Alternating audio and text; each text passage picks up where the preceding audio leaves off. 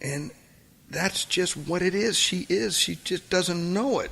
And Mike looks up and smiles because at last he got a connection here. See, she doesn't know it. So tell her. Did you tell her that? Here's what he does. They're up there. The crowd's getting all riled up.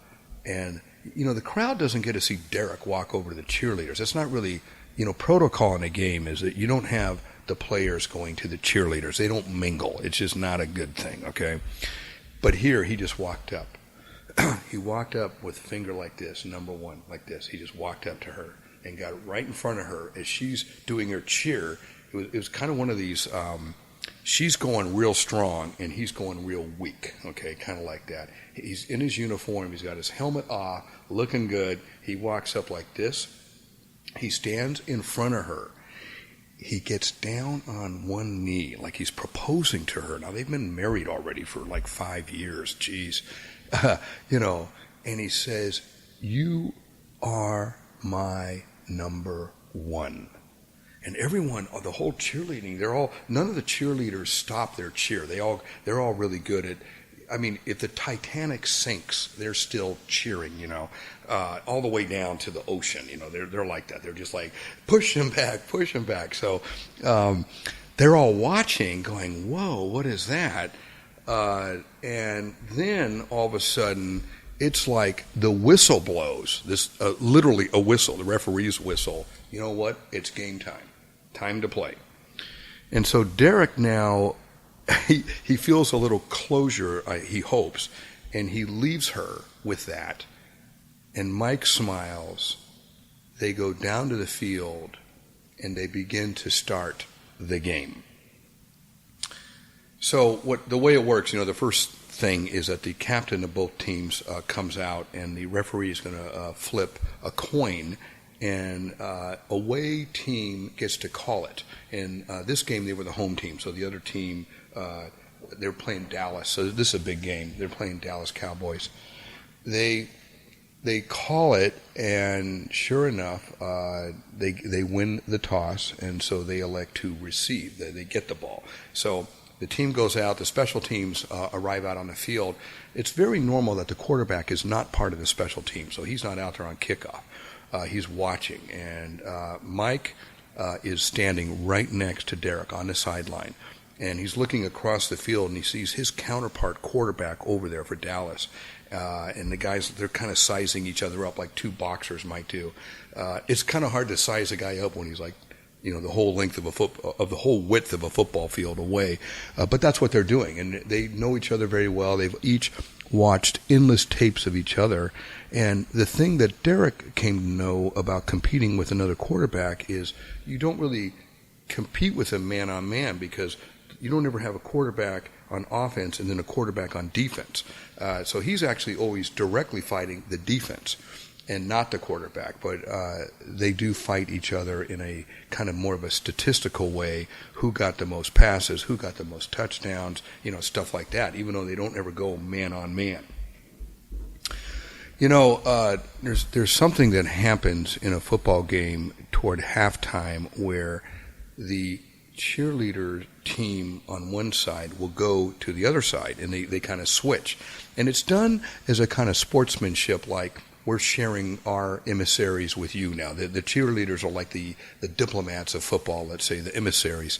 And so they do this thing where the Red Wings cheerleading staff, all of them, went all the way around the field over to the side of the Dallas Cowboys, and the Dallas Cowboy cheerleaders went all the way back around to the Red Wing side. So they each had each other's cheerleading squad.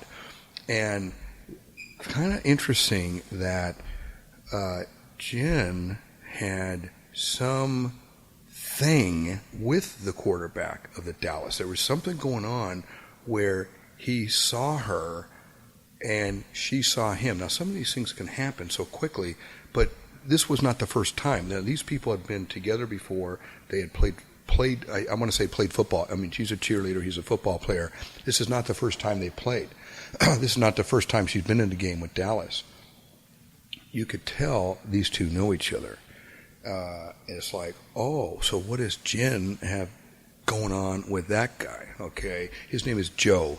And Joe, just to make things confusing, because her kid is Joe, now her boyfriend's Joe, and this is kind of how it goes. Joe. And she, unlike Derek, who's Mr. Out in the Open, I'm going to see my ex-wife now, which just drove her crazy. Jen, who has her own issues, does everything on the sly. She's kind of sneaky, so nobody knows anything, right? But you can tell as she went over to that side, there's something going on. And you can see how a rivalry naturally would happen between two quarterbacks that never really face off. That's the point I want to make. It's like the face-off when there is no face-off. A lot of sports like tennis, it's definitely star A versus star B, but that's not how this goes. I don't know how it broke down this way, but Jen, in her feeling of inferiority, let's say, wanted to feel better and increase her self-esteem, and having the attention of Joe from Dallas kind of got her there somehow. And a lot of times I want you to know, and this is something that Mike will later explain to Derek, in the huddle, this is how these guys go. There's a huddle.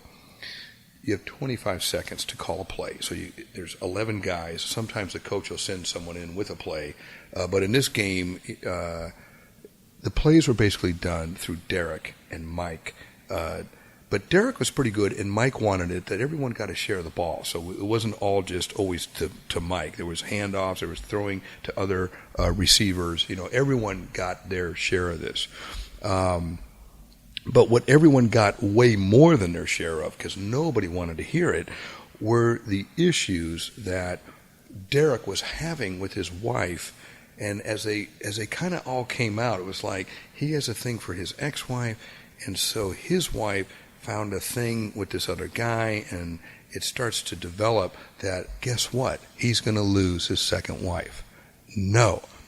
He can't lose her. He just can't lose her. It would just break him. And especially this last year where he feels like he's kind of losing his manhood with losing the NFL. He's going to retire. He doesn't know what he's going to do.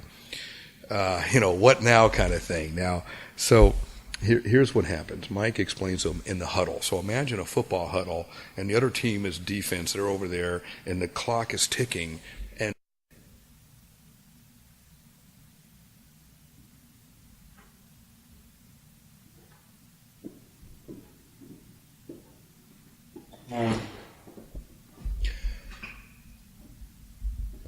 The clock is ticking, and there's like 40,000 people watching. It's on TV.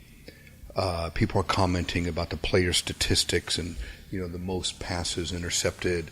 The players are expecting some kind of play, but instead we get a quarterback who, while in the huddle, he can't focus on the game. And Mike knows what's going on. The other players, they don't know yet. And Mike interjects, look, you're going to have to fix this. And everyone looks at Mike like, fix what? And Derek is saying, I know, but I didn't do anything. Derek is more into I didn't do it, which is a great mode. It's a denial mode. I didn't do anything. So now the linebacker looks over at Derek, looks at Mike, did what? Who? Oh, there must be something here, right? So what happens is Mike goes to explain the circumstance. Look, you obviously did something. A girl doesn't just leave you and not come home at night and go somewhere else. That doesn't happen by definition unless something awful, terrible had happened. You need to figure out what it is, what you did, and you need to figure out a way to now fix it. But until you find out what you did and how you did it and how she knows about it and what she perceives of it, we're not going to be able to get anywhere. All of a sudden, it's like 23 seconds has gone, and about 20 seconds has gone. He goes, oh, and he just goes, set hut, and the whole huddle has to go away, back up to the scrimmage, what they call the scrimmage line, and they got 5 seconds to throw the ball. Well, during that, he calls what's called an audible. Now, you're supposed to call the play in the huddle, but he wasn't calling the play. Instead, he's listening to Mike telling him about how he's got to figure out what he did wrong. So now he gets out there, and it's like what he says, he points to Mike. Okay, it's going to be Mike again. Okay, and everyone knows it's going to be Mike. And he just calls a quick audible play, which you go, blue, set, right, four, and it's a code that Mike and he knows that he wants him to go right. Just go out and take a right. Go like 4 yards, take a right, or right 6, or right 9. They know he's going to do this. This is the great thing about it. It's not like a suspense football. They know he's going to do it, and he does it. Mike goes down, runs 4 yards straight down, and does a very abrupt right-hand turn, down and out. Derek takes the ball. He kind of sweeps around to the other side, and he turns right, so it becomes kind of a long throw. It's clear across the way.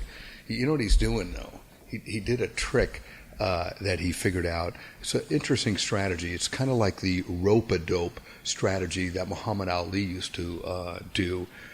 He would have a guy, he would sit back at the ring and let a guy punch, and the guy's arms would get all tired, and then he would start beating on the guy.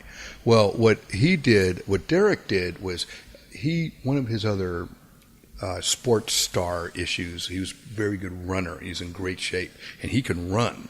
Well, what he would do, he told his linemen, let the guys in one by one, like, you're the guard, let your guy in, but nobody else let their guy in. And I'm going to have that guard chase me around, and we'll tire him out. Do that about 3 plays with one of these 330-pound guards, and they're actually tired.